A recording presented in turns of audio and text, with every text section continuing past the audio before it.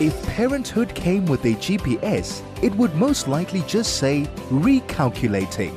Join Yolandi Becker and her guest experts Wednesdays at 11 a.m. for Bump and Beyond, the show about pregnancy and babies. 101.9 megahertz of life. Yes, you are on 101.9 High FM. This is Bump and Beyond, and I'm your host, Yolandi Becker. And it is the new year, for me officially the first show I'm doing live. The previous ones this year were all pre-recorded. So it's great to be back in studio looking at Craig's beautiful face in studio. I'm joined by my guest today. And yes, my children started school now on Monday.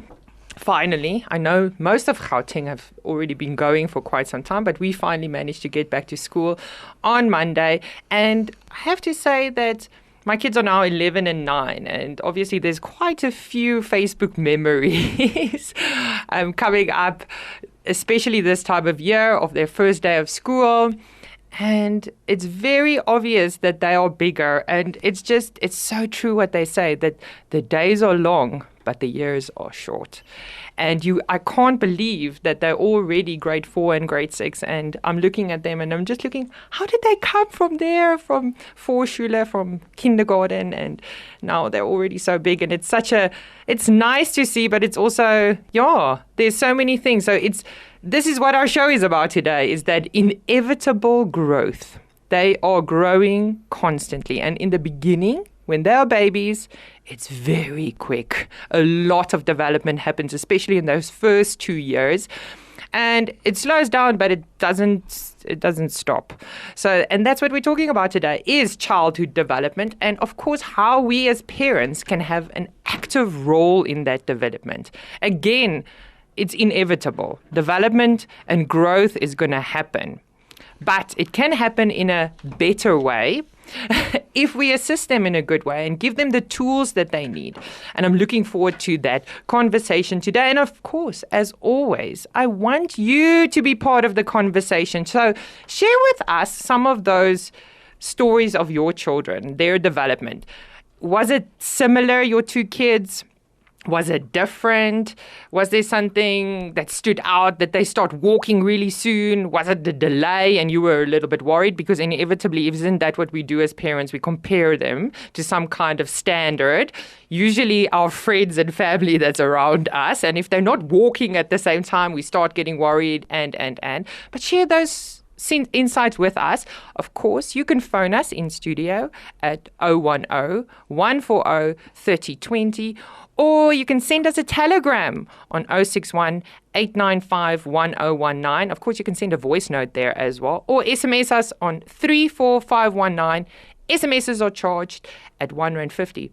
And last but not least, see, there's lots of ways to communicate, so you need to start talking to me in studio at highfm.com. We would love to hear what you have to say and what your insights are on this specific topic. There's inevitable growth, but what's the highlights of your children? Child development is described as the changes children experience as they grow older. As children grow physically, they also develop in their knowledge, skills, and behavior. Parents and other adults, such as grandparents and child care providers, play an important role in children's development. In general, the 5 stages of early childhood development are newborns, infant, toddler, preschooler, and then school-age children. I can't believe my kids are already school-age children. It makes me a little bit, scary. And as I mentioned earlier, it is a little bit of a downfall sometimes when you're comparing your children the whole time with some kind of standard. And I can tell you out of personal experience how different my children were. But I look forward to chatting to you after this. This is Bump and Beyond with Yolandi Becker, the show about pregnancy and babies. 101.9 megahertz of life. If you've just joined us, you are on 101.9 High FM, and this is Bump and Beyond with me, Yolandi Becker. And we're talking childhood development and how, as parents, we can assist. We just had that wonderful voice note from Megan where she was talking about her 3 kids, how different they were. And that honestly was my experience as well, is that, and I mean, you can also see it. I mean, I don't know why we're so surprised. If you just look at my own, me and my 2 brothers, how different we are as people, it's not surprising that we will be different as children, of course. But my son, for instance, he took forever to start walking. I don't know if it was because I was carrying him around too much. And with the second one, you can't carry 2 kids at the same time all the time. So it's a little bit different. And they see a lot more people walking, I assume. But that being said, I also feel my daughter is a lot more sporty in a way. Oscar, from the start, he only started walking, I think, around 15 months around there. But I also have to say that my walking standard is not just 1 step. Often people say that their kids are walking and then they only took 1 step. That was not for me walking. He had to do a stretch. And it was funny because someone actually came to me and was like, oh, he's walking. I'm like, that's not walking. That's 2 steps. It's not walking. And then that very afternoon, I was sitting in the grass and we had like a sand pit across the lawn.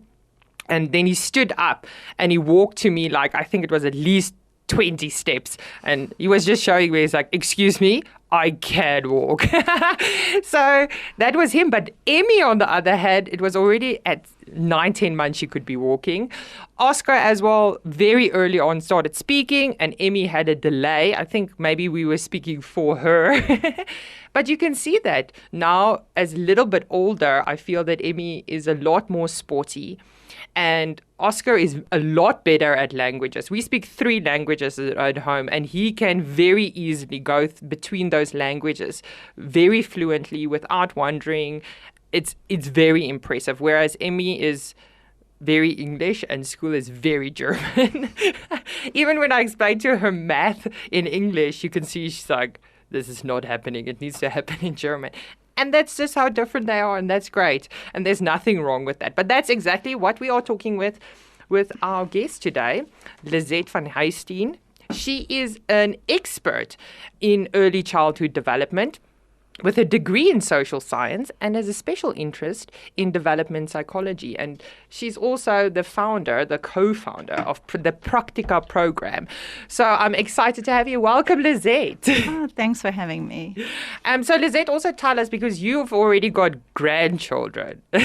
How many kids do you guys have? We have 2 daughters, and each of them also has 2 daughters, so we have 6 daughters. Oh. Yeah, in total. That's a lot of kids in total. A little bit more than what I have. So, do you have any grandkids already? Yeah. So 2 daughters. Oh, each have 2. So that's how we end up with 6. Yeah. No, okay. So that is a lot of nice grandkids as well. Yeah, I like that. I like the lineage. Obviously, as a sleep consultant, development has a very big impact also on what we do as sleep consultants, because it has the changes, and often parents, they phone like after we've helped them, for instance, at 6 months, then they would phone at 9 months and be like, oh, I'm following everything exactly the same and nothing has changed. Why is my child all of a sudden waking up at night? And then I'm like, excuse me, the biggest variable has changed quite a lot in the last 3 months, your child, because they're constantly changing and growing. And that change can have an impact on lots of things, including their sleep, for instance, as well. I'll chat a little bit about sleep regressions if we have time later. But let's get into this whole child development. Because we know, like, children grow, but what is healthy? What is healthy childhood development? What do we consider healthy childhood development? I think that's an important question, because that's what every parent aspires to achieve, is to accommodate and support healthy childhood development for their children. So I think I'd like to touch on 2 things. Firstly, when you're looking at that, first, obviously, you would look at good nutrition, enough sleep, making sure that your child gets age-appropriate stimulation. But most importantly, and I don't think parents understand how important this is making sure that children have a good, solid emotional secure attachment and relationship with the caregivers in that child's life. That is extremely important because that changes everything, you know. Yes. So that, I'd say, is a holistic view at the big picture of healthy development. But also, it involves all the different areas of their development. So there's research that's consistently being done on what typical development looks like. And there is a reason why this research is done. And to connect to what the lady that called in explained to us, the reason why we have this research is so that we have some kind of a frame of reference of the sequence of development for each of the different skills. It's not necessarily the age specifically that it needs to happen at, but for each of these different skills, there is a sequence of development so that you know what to expect next and what you're reaching for, what you're aiming at next, so that you have some direction in your interactions. Yes. And then also there are red flag milestones, and the red flag milestones, they indicate when 90% of children typically can do something. And there's a reason why that is important, because if your child now is not able to do that specific thing at that time, there's a reason why it's important to take them for an assessment so that we can have early intervention. Oh, and I mean, I think that's very important. The early intervention part is, I've seen it with my own children. Like if both of them had OT. Oscar also had speech therapy. And because they did it at such a young age, it was only a year or two that they had to do it. I honestly think I had to get OT when I was a child. I have no depth perception whatsoever. So I recommend going to an occupational therapist for every child. My daughter actually thought it was an activity. So when my son loved it so much, by the time she went to school, she's like, I want to do OT this year because it always looks so much fun and so entertaining for her. So she actually thought it was something that you had to sign up for. In the end, she did go, and I think it really helped. I mean, my son was such a clumsy little mover, and it made such a difference. And I remember so distinctly as well, another fantastic person that I love to talk about or to talk to about childhood development is the founder of Baby Gym, Dr. Melody de Jager. And she once explained to me, I should also get her on the show. She explained to me once that development is like a ladder. It builds on each other. Like you said, there's a sequence of events that needs to happen. And if one step is missing, you can go to the next step, but it's a little bit harder. I look so forward to all the other questions we have to get into. This is Bump and Beyond with Yolandi Becker, the show about pregnancy and babies. 101.9 megahertz of life. Hi, I'm Anri van Rooyen. I'm a mom of identical twin boys who have just turned 5 years old. The most important thing I just want to mention to twin parents out there is to watch out to never really compare your children, even though if they're twins or identical, it doesn't matter. They're still their own little unique human beings. And in my case, even though our boys are identical, their personalities are like day and night. It did happen that their development was on par with both of them. They sat within a few days of one another. The one would start walking. Within 2 days, our other son would walk. I don't know, they maybe motivated each other. And they walked fairly quickly. I think they were 9 months old and then they were fully mobile. And they were born a month early. But I have an educational background, and I did a lot of stimulation with them, a lot of sensory play, a lot of gross motor skill development, baby gym, you name it, we did it. But it was fun to see how they develop and the special bond between twins. I mean, you can't compare. So, it's an amazing journey, and twin parents out there, be careful of the comparing trap. They are their own little unique human beings. Watch out for that, but it's been fun. This is Bump and Beyond with Yolandi Becker, the show about pregnancy and babies. 101.9 megahertz of life. can see it's my first time back. If you've just joined us, you are on 101.9 Chai FM. This is Bump and Beyond with me, Yolandi Becker, and we're talking childhood development and our role as parents in the development of our children. And we're speaking to Lizette Huyssteen. Lizette, it's really nice to have you here today. And for those of you who don't know Practica, they're actually celebrating their 30th year this year. So well done. It is a tool that you can use at home. But we mentioned now earlier that development has a bit of a sequence to it that it follows. And certain things, we all know, maybe I shouldn't assume everyone knows that, but, a child has to first hold their head up. Then they need to be able to sit. Then they need to be able to crawl before they can walk. And that's just the motor development part of it. And the beginning part of it, probably only scratching the surface. But we've all heard that as well, that the first 1,000 days are very important. Why is this first 1,000 days so important?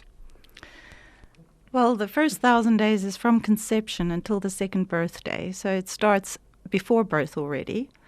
But the main reason why this is so important is because this is the time when a lot of the foundations for development are laid.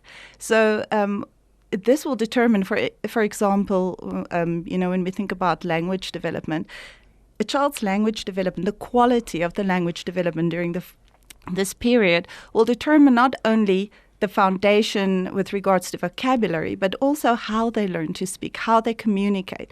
It has an impact for the rest of that child's life because it has to do with brain wiring. So let me tell you this because it's quite interesting. Okay, so what happens is that, obviously if I'd like to learn to play golf, I need to decide I want to play golf. Then I have to motivate myself to practice.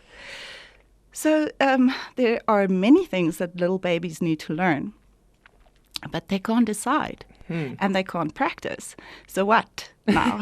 So what nature did, and this is the creator who is so amazing, who created children like this, is that during this period, literally trillions of little preliminary brain cell connections are just deposited into the brain. Look, if I learn to play golf, that will involve the development of brain cell connections that I didn't previously have. And as I get better and better at it, it'll become more automated. And these no one gets better at golf. I'm a golfer. There's no such thing as better golf. So this basic idea is pulled through at every age. When you learn something, it has to do with new brain cell connections. So we want new brain cell connections to develop in babies, but they can't decide to learn things and they can't practice at will. Yeah. So what nature does is it gives them these trillions of would-be connections that are there dormant, waiting to be connected. Oh. And they need to be connected through experience. And these brain cell connections are deposited into the brain over time during this period. It starts at 24 weeks after conception, prior to birth, and then up to the age of about 21 months. But it's definitely finished at the age of 2. And so obviously now, if your child smiles at you, then that would be a sign that that part of his brain is now being wired. So what are you doing? You're not going to ignore it. You're going to smile back. So you're supporting that natural development by practicing it. And as you now support it by responding to this natural development, you're connecting these brain cell connections and hardwiring them into the brain. On the contrary, if you don't respond, then the child will stop smiling at you. Those brain cell connections will atrophy and they will not be hardwired into the brain. No offense, but it sounds like a lot of pressure. I mean, smiling back at a smile is an easy part. But I mean, there is quite a lot of things that need to happen. Yeah, like language development is totally dependent on stimulation. Your child isn't going to learn Chinese if you speak English to him, But in the end, for me, that's also language development. I can speak a lot. It's not a problem for me. Probably hence why I have this side hustle. But it is... For me, it becomes a little bit trickier with certain things. What if you miss one of those connections? Is it going to be the end of the world? You can start learning golf at 40 or at 60. It is possible. So is it possible to create those connections later? Well, it depends on which area of development it is that we're talking about. So certain areas of development are more sensitive, and this is called a window of opportunity. So some windows of opportunity close earlier, some later. The window of opportunity for all the preschool skills are the first 7 years of life, those windows. Some never close, like emotional development, for instance, stay open for the rest of our lives. That's called maturity. We can always get more emotionally stable and intelligent, Yes. as well as vocabulary, learning new words. But if a child doesn't learn to speak the basic language and understand, do the basic developmental milestones in certain areas, these are the things that are more socially distinct, developed, like, for instance, intellectual skills and social skills and speech development and language development. These are the more sensitive things. Yeah. So these are the things that are more open to actually, to actually have long-term consequences. So, for instance, an example would be a Japanese baby, because they don't have the r and the l sound in their language. If they never hear English before the age of 12 months, then for the rest of their lives, they won't be able to distinguish between those sounds. And that's why fried lice and fried rice, same the sound. You see, so they lose those brain cell connections. Very interesting. If you've just joined us, you are on 101.9 Chai FM with me, Yolandi Becker, and this is Bump and Beyond, where we talk things parenting, and specifically today, childhood development. It's very interesting that you mentioned these specific, and once again, the 1,000 days, because now I mentioned that, you can still learn golf at 60. But in what you were just saying is that technically, part of what golf is all about, those skills you've already learned. You just didn't know it because you need to walk, which you can already do. You need to pick up a stick, which you can already do, and those basics can happen. But what are the most important things that children need to, what are the fields that we need to look at? Obviously, you said language development already and a couple of other things. Maybe you can elaborate on that. Okay, so I think, let me explain to you why we started the practical program. So initially, when I studied educational psychology, I obviously had my children while I was studying. So it was very interesting to me to realize that, you can actually assess children and you can see where they are on the, in all these steps of development. And I realized that oftentimes children are assessed by the age of 6 to 7, and then, it's determined that they have some kind of a problem and something. They go to a therapist, and as you say, they play all these fun games with them.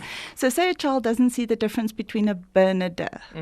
So they've got a problem with visual discrimination. So they go to the therapist, she plays games with them that they were supposed to be, or they could have done when they were 18 months old, and 2 years, and 2.5, and 3, and 3.5. And so she's playing all these games, and within a few weeks now they can do this. So I thought, wow, if these games assist, if they're there, why don't we just give it to parents to play with their children anyway when they are actually 18 months and 2 years old, and just tell them about it and they can play it. And then, many children who would have had problems otherwise then would be spared that experience. Yeah. So that's basically the idea of the practical program. But then came this question that you're asking now. So what are we developing? What are we focusing on? And I think that's something that also helps us to make us special. It makes the program unique, is that we actually give a big picture. So we say there are 14 fundamental areas that need to be developed during the first 2 years of life. And then from 2 years onwards, we can focus on the 50 school readiness skills. And that's the big picture of a child's development.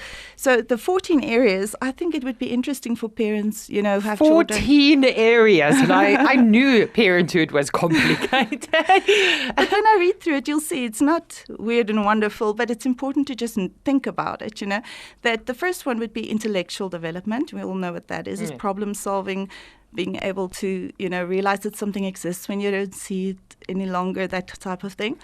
The second one is the development of curiosity. That's actually a skill. It needs to develop. Yeah. And then my kids have that. Why is their favorite question? And then play. Children need to learn how to play. And we have 2 types of play. It's free play and instructional play. And they have different roles. We can discuss that later. Then the concept of self, things like body awareness and, the concept of rhythm in your body, time, that type of thing. Then sensory perception is being able to make sense of all the information that reaches the brain via your senses. Then emotional development, physical development, those are the gross motor skills, independence, manual dexterity and eye-hand coordination, social development, listening skills. Number 12 is language comprehension. 13 is speech development, which is managed by a different part of the brain, and that's why it's a separate skill. Okay. And then 14 is communication skills. So those are the 14 areas, and each of these develop on its own little continuum during the first 2 years of life. And But they also interlock a little.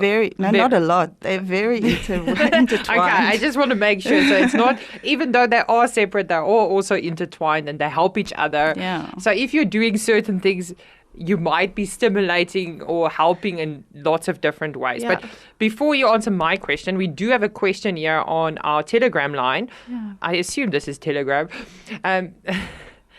Can you overstimulate a child? Oh, it's an SMS. Can you overstimulate a child? And if so, can that make your child an anxious learner eventually? Yeah, absolutely. So you can overstimulate a child in two ways. Firstly, it would be sensory overstimulation. That is the more common way that children are overstimulated. You know, imagine you take your baby, who is now maybe 7 or 8 months old, to your workplace to show your baby to all the colleagues. And everybody picks him up and they kiss him and they carry him around. And then you're traveling back home, you pop in at the Spar, you get stuff to buy, you go home. And then, you know, if it's much more not only the visual, the auditory, the touch stimulation, but also the movement. Movement is also sensory. So if too much of this in one day can result in a child being overstimulated at night and then they scream for no reason. So that is sensory overstimulation. Yes. It's too much. Yeah. The child needs some time to internalize. Yeah, and to just we have the same also. I always say to parents when it comes to sleep again, is that because newborn babies, for instance, can only stay awake for about an hour and a half between sleeps. And it's a little bit less sometimes with some newborn babies. But from 3 months, it's an hour and a half. From 6 months, it's 2.5 hours. And there's a reason why those babies can only stay awake for such a long time, or else they will their brain needs to rest. Yes. So that they don't get overstimulated for that reason. So again, that internal thing that has been built into them already to help them cope with that overstimulation. But anyway, and then the other side. Let me elaborate on what you're saying. It's interesting that before the age of 3 months, children can't look away. At the age of 3 months, one of the milestones is that they're able to break eye contact. So a child would be looking at you while you're talking to them or singing or playing, and then they will just look away. And when they look away, that's an indication that they need to now process the experience and you need to give them a gap. No. And when they look back and make eye contact and then they initiate interaction again, then they're ready to engage with you again. Prior to that, when they're younger than 3 months old, you can look at their state or their behavior. Sometimes a baby would hiccup, sometimes they would just frown, or they would tense up, or some of them just become totally limp. Yeah. You know, so there's different signs. You can see there's something not typical about the way my baby is engaging with me now. And it's important for us to be sensitive to that and realize that this is their way of showing that they need to. Actually, they're not intentionally showing it, but it's just a way of them responding to overstimulation. So, okay, the first one is then overstimulation on a sensory level. Yes. Another way to overstimulate children would be to expect something of them that is actually something that they're only going to be capable of doing when they're older. Oh. So, for instance, for a child, a very common, unfortunately, very common thing that we see nowadays is when children in grade R, for instance, are expected to sit at desks for long periods of time, working on worksheets, not having the freedom to play and move around. It's not age appropriate. That is a way of overstimulating them because you're expecting them to conduct themselves in a way that is not age appropriate. So when you expect a child to behave in a way that is not ideal for his developmental level, but actually to advance, that is overstimulation is very stressful to them. They become, especially the more intelligent children, And the children that are more sensory, that need movement more, they become extremely frustrated by this. It's not good for them at all. And I mean, if you're talking about that already, I can see how, like the question was, does it make an anxious learner? Obviously it does. If you've got to do something that you know you can't do, it is going to make you anxious. And in the long term, that can lead to anxiety. Yeah, and being restricted in that way is it goes against every need that the child has. That is why play is actually formally acknowledged as a human right for young children. It's formally acknowledged as a human right. And you said there as well, it's one of the things that the 14 things that our children have to learn is how to play. So we should make time for play. And I do have to say, I do think most great R programs, I have to say at my kids' school, definitely they had more than enough time to play and paint and read and no, unfortunately, reading maybe that's not. changing. Yeah, it is actually changing because parents are impressed by the more academic look and feel of it. It looks to them as if their children are going to be advanced when they do more academic type of activities. And so it becomes a selling point, and people compare schools by how academic they are as opposed to, how child age appropriate they are. And that's something that I think it's very important to discuss. Melody de Jager will definitely also have a lot to say about that. Great. Let's chat a little bit more just now. This is Bump and Beyond with Yolandi Becker, the show about pregnancy and babies. 101.9 megahertz of life. I hope you're not only just joining us. If you are, remember this will be available as a podcast later because we're talking today to Lizette Van Huyssteen with me, Yolandi Becker, on Bump and Beyond about childhood development and how we can help as parents. We haven't quite gotten to that part yet. We've been talking about what is healthy development, what is the 14 development milestones that children have to reach, which I'm like, as she's mentioning, it's like I'm going like tick, half a tick, tick, tick with my own children in my head. I'm hoping that they're en route. But what are some of the things, Lizette, that we can do as parents? My kids are already 9 and 11. I feel I do spend quite a bit of time with them, but the first 1,000 days is long over for me. But what is some of the activities that parents can do with their children to help with this development? Okay. Healthy development. All right. So, let me just help parents out by saying, I know that when you hear about 14 different areas of let me just put this in context. There's 14 different areas of development, and each of them has its own little series of milestones within it. And then at the age of 2, they subdivide into 50 school readiness skills, 50 school readiness skills that are tested for school readiness by the time they go to school. So this is now the big picture of the first 7 years of life then, ne? Okay, but now if anybody obviously would be like me, then they would feel very overwhelmed at this stage, especially when you think about, not doing the right thing at the right time and then missing that opportunity forever and all of that. It's very stressful. So let me start off by saying the idea isn't for us to stimulate our children 24/7 or every waking minute of the day. It's like healthy food, when your child eats, you will provide healthy food.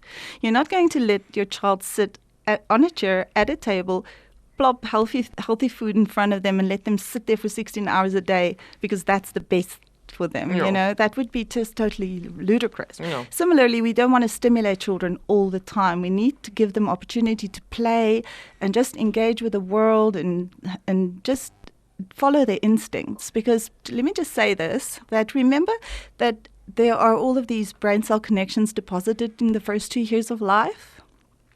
That gives them a foundation. It's like a big block of marble. And now this has to be chilled away to create a statue underneath that's going to come out. So this chilling happens through play and engaging with the environment, sometimes just being bored. sometimes just interacting with sand or just staring at the ceiling. Or just observing. So the idea is to give our children the opportunity to engage in free play, to experiment with the world, to just have a normal life. And when they play and when they engage with us, to provide healthy food or healthy activities that are age appropriate to maximize that time of interaction. Yes. So practically speaking, this would mean that we build little sessions into our daily routine, like if you think about maybe in the mornings when my child gets up, we'll spend 5 minutes just cuddling in bed and playing 2 or 3 little games. Remember, these little games are short. It's like a few seconds sometimes, or maybe a minute or 2 in duration. So you can very easily have little 5 or 10 minute sessions of interaction and engagement to stimulate your child. And you can then mentally just block it into different parts of the day. Like, say, for instance, early in the morning, and then if your child goes to daycare, maybe directly after daycare, and maybe before going to bed at night, and again, it reading relates a story. Very nicely to what you were saying earlier on, and throughout you've mentioned things like that comes down to the same thing of attachment. Being present while you're with your child and forming that attachment, because learning can't happen without attachment. Yeah. And just actually spending time with our children doing things. I think the challenge is nowadays that we don't obviously have a lot of structure. There are many different. We have there are a lot of knowledge available on the internet, but there's a lack of structure. There isn't a big picture, and that's what the practical program provides. But also, just to think about doing age-appropriate things instead of just doing anything. So, because the more age-appropriate and the more focused the activities are that you do with your child in those little periods that you've set aside, the bigger the impact that you're going to be having. So that's it needs to be focused on something, some skill, and it needs to be age appropriate. It needs to be interactive as far as possible. And you can also just provide, what I really like about the Montessori method is where they provide different trays of activities, pack it out on a table within reach for the children, and they My have children were in a Montessori school. Yeah. It's really nice because then it just provides the environment that they need to practice all these skills that are naturally emerging in them. Yeah. No, and I think I love that where you were saying about, first of all, again, the attachment and that introduction, but to make sure that the activities that you then do is actually age appropriate. And I mean, even now, if I think now of my own children, even now at their age, how many things, a very, very silly example is that my daughter has recently discovered Roblox. It's a game anyway, it's an online thing. And then she's like, is it okay if I friend accept people that she doesn't know, but this kid does not told her I'm like, you don't know the kid. If you don't know them, they're not your friend. So I'm very strict because she's not yet at that age. And that's really, and I think it's difficult sometimes to say no and to have those appropriate things, but it is very interesting. But on the note of attachment, because we are running out of time, but there is something that I wanted to kind of just have a little bit more touch on before we have to run out of time, unfortunately, is babies also, human touch is part of that whole attachment. Why is that human touch so important? Why do kids and babies need hugs and kisses and those type of things? Why are those attachment things so important? Physical, and this is not, I always say you can be physically present and not be there on your phone looking at something else while you're physically present. So it's not just about touch, it's also about being present. Why is it so important for the development? It's because of the secretion of 2 important hormones. The first one is oxytocin and growth hormones. So when children don't get enough physical touch, research tells us that there is a failure to thrive. Children can actually die. They can actually literally get so thin and so undernourished emotionally that they can die of it. So this is the important. Hugs and kisses are important. Unfortunately, Lizette, Craig has now showed me that we've run out of time. So thank you so much for joining me today. It was a pleasure. It was really, really insightful. This is Bump and Beyond with Yolandi Becker, the show about pregnancy and babies. 101.9 megahertz of life. Yes, and just like that, another show comes to an end. And luckily for you, this will be available as a podcast on our website, www.chaifm.com, where you can get it later today. And of course, many of our other podcasts, all of our shows have podcasts on the website. So if you miss something, you can still go listen to it. And I've got lots of other shows. Surprisingly, I think we're on about 12 podcasts now. That's pretty cool, I feel. So there's a lot of other topics that you can go look at. And remember also to join me next week when I am going to be answering the most asked breastfeeding questions with Kerry Haupt. And that's going to be really fun as well. So think about your questions as well already, and you can send it to us already. Bump and beyond at chaifm.com. We would love to answer your questions, your most asked questions about breastfeeding. The children's relationship affects all areas and stages of their development. In fact, relationships are the foundation of child development. Through relationships, your child learns vital information about their world. For example, your child learns whether the world is safe and secure, whether they're loved, who loves them, what happens when they cry or laugh, and much more. Your child also learns by seeing relationships amongst others, for example, by seeing how you behave with other family members, your partner. This learning is the foundation for the development of your child's communication, behavior, social, and other skills. Lizette, my guest earlier, mentioned about attachment and how important it is to make time and spend time with our children, and also doing the right age-appropriate things. But I personally have to say that for my own children, I've seen what a difference it can make if you are there and making time, and in your daily routine. Even Lizette was talking about making examples of it. Make sure at the end of the day that you have dinner together. And I can promise you, I've been doing it with my daughter since she was 9 months. She would sit in a NZ chair by our table with us, and we were all eating together. Until this day, every single day we have dinner together. It's the exception when we have movie nights on a Friday every now and then. Then we still sit together, but in front of the TV to have movie nights. And make that time. Make the time to be there at bath time or shower time or whatever, to be there. You have to be there anyway, because you can't leave a small child in a bath unattended. So be there and be present. Put your phone away. Have the activities while you're doing that as part of your bedtime routine, which is vital for setting up for sleep for the night. Include some one-on-one time and activities. Children learn what they live.